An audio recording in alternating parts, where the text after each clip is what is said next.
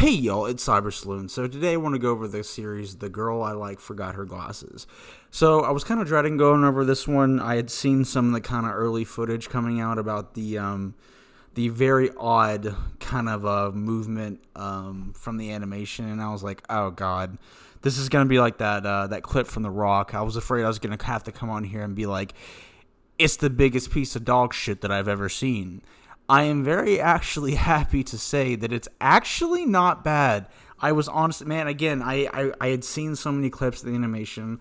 You know, I'd seen some people like roasting on Twitter. So I saw the first episode today. I was like, you know what? I'm going to give it a fair chance. I'm a big slice of life guy. So I was like, you know what? I'm going to give it a fair chance. I was like, the animation might be dog shit, but I was like, you know what? It's about the characters.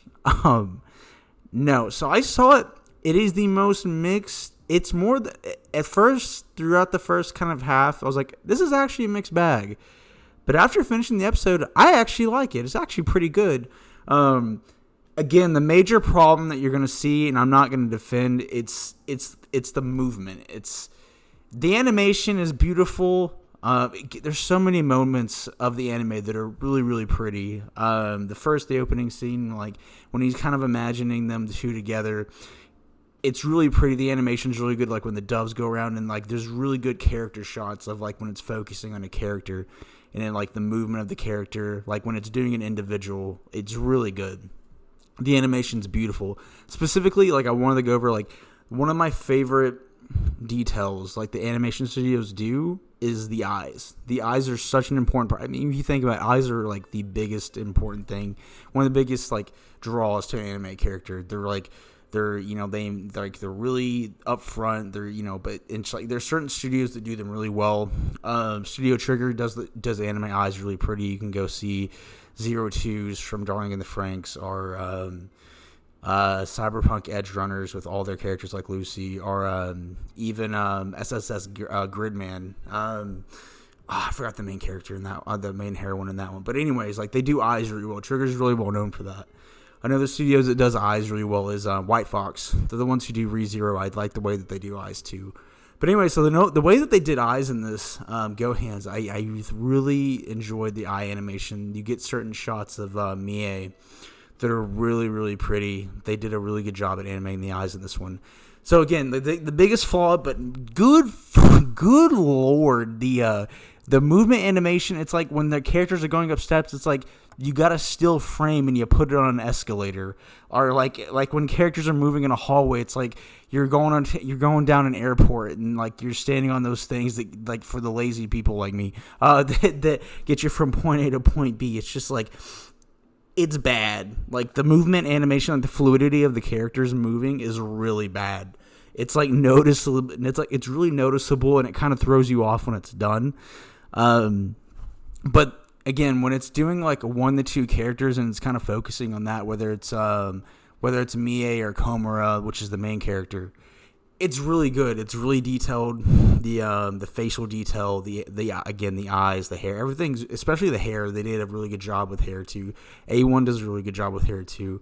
I know that sounds so weird, like, oh, a character's hair, but like the way that like the strands move and stuff when they move, like it's noticeable and it's a cool detail. Like A1 does a really good job at that too. Like a good example would be like the way they do asanas. But it's just, anyways, way a tangent aside, the series, it's good. It's honest to God wholesome. So like it's very simple. It's not like super complex. It's literally about a guy who has a massive crush and likes a girl who forgets her glasses one day, and she's like super, he's like super off put because he really likes her, but she like forgets her glasses and she looks like she's eternally pissed off. And it's cute. It's wholesome as shit. The way it's done is really good. I want to shout out not just the character. The animation is really pretty, but on top of that, I really like the music. I really like the music, kind of like that really downbeat, really relaxed kind of guitar, and like that kind of like a lot of Japanese anime has, like in the current, like in terms of the school vibe. It's solid. Honestly, it's really good. Again, I came to the first episode. I thought it was gonna be absolute dog shit, and it was. I actually enjoyed it. I'm gonna keep going. I thought I was gonna have to go and be like, oh, I'm gonna drop it. This is definitely not on tap, but I really enjoyed it. I really did. I'm actually excited for the next episode. Again, I am excited for the next episode. I don't want to say I'm super excited, but I really enjoyed it. Again, there's not a whole lot that goes on. Like she accidentally goes into the wrong locker and actually uses his shoes instead of hers. And she's a goof, and the voice acting's really good. The voice actress does a really good job, and so does the MCs. It's just wholesome. There's really no other way to do it. There's no other way to explain it. It's just wholesome. It's really good. I actually really enjoyed it. I left with a smile on my face. But again, there are certain parts like the movement especially when good God, when he's going up the freaking hallway, man. Oh my God, it's bad. Like it's just again when there's a bunch of characters in the screen, it's like. It's just the fluidity and the movement is terrible. Like it's like watching a shitty slideshow on an escalator. But the rest of it's good. So that's why I can't say, I wouldn't recommend it. I actually would.